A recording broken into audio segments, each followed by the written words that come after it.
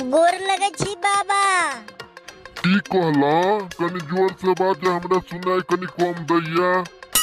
कहलौं गोर लगे छी, हमरा से एगो गलती भ गेल। की कहै छ? कनी जोर से कह, हमरा आवाज कनी कम सुनाई दैया।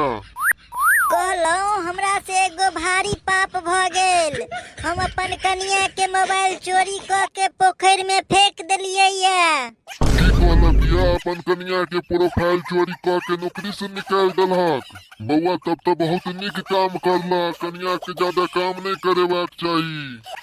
ये बाबा हम कहै छी हमर कनिया के 17,500 के मोबाइल छलैया, ओ हम चोरी क के पोखर में फेंक देलियै या। कियाकि वो फेसबुक पर रील बना बना के रोज अपलोड करे छलैया, घरक काम नहीं करे छलैया।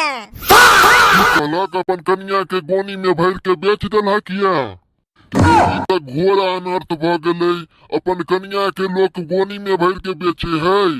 यो बाबा हम की सुन रहल छी? हम कह रहल छी हम अपन कनिया के स्मार्टफोन पोखर में फेंक देलियै या। ओ अच्छा, तो तू अपन भैंस के पोखर में नहाय ले देलक या। ओने कोनो पाप वाला बात नहीं है। वो तो भैंस तो अपने पोखर में नहाय ले चाहत रही छी, तो तो तोरा भला जे नहाय ले दे देलक पोखर में। ये बाबा अहाँ के कहानी हकीकत है? अत हमर घर में महाभारत चालू या, अहाँ के भैंस पानी में गेले से सुनै दो रहल या।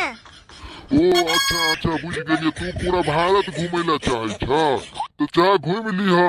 एक साथ साथ अपन कनियो के ला लिहा, घुमा देबक तो कनियो खुश भ जेता। हे भगवान, अहाँ से बात करने और भैंस के आगे बिन बजे नहीं, दोनों बराबरे अछि। अब जा रहल छी घरे पर, आई त कनिया हमर कुट कुट के स्मार्टफोन बनाइए देत।